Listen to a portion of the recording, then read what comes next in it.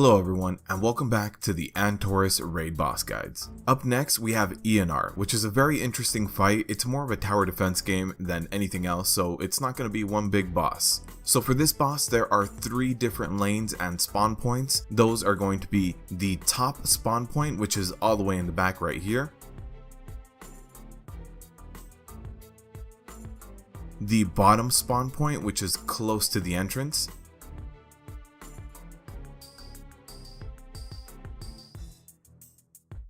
And then the entrance itself, which is actually the middle lane, or the front.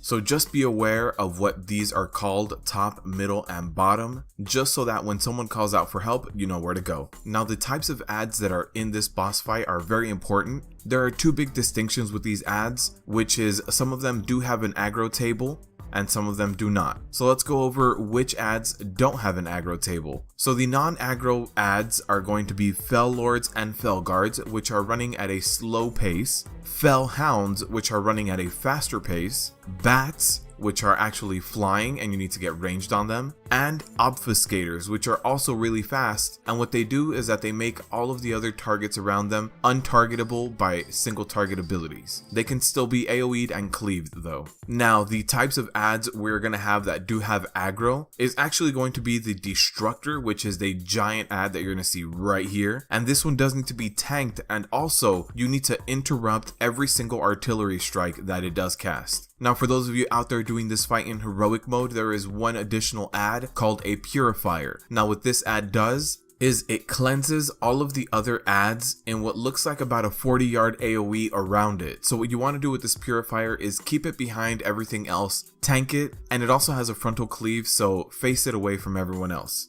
Now, while you are in the middle of combat during this fight, you are going to have 2 different abilities. The first one is a Rain of Fell, which you're going to be seeing right here. It's just a small AoE around you, so move away from everyone, make sure you only take that damage by yourself. And the second one is only for heroic mode. So if you are in that heroic mode, you are going to be getting Spear of Doom, which is a laser that targets someone, leaves behind a trail of fell on the ground, and if any of the adds walk on this fell, they'll move 30% faster.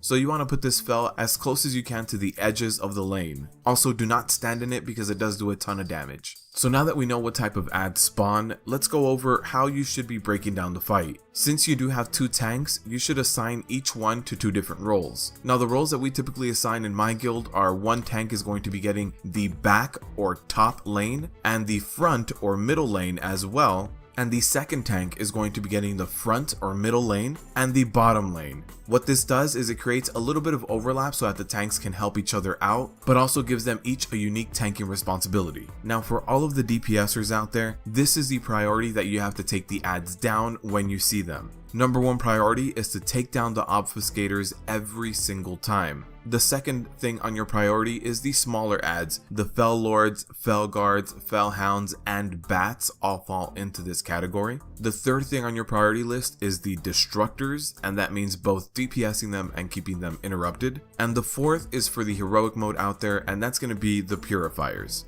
Now a big thing to note about this fight is you do get an extra action button. What this extra action button does is with one click it launches you into the air and then makes you glide, and the second click will make you land in whatever place you click it on. So in order to maximize this fight, you really need to get used to this extra button just to increase your movement that much more. The more you get used to this extra action button and the better your movement is, the more DPS you can be doing on this boss. Now as far as where the waves come from, both normal and heroic are a little bit different, but the first spawn point always comes from the middle lane and the second always comes from the bottom lane. After that, it starts becoming a little bit different depending on your difficulty, so make sure to split up your groups with your tanks and cover all of the ground needed. And again, remember the DPS priorities: Obfuscators first, and then the small adds, then the big adds. As far as the tanks go, make sure you pick up aggro on any of the aggro mobs, that is the Destructor and the Purifier. And if you do all this and DPS the mobs down before they start hitting Eonar, then you should be able to take this boss down.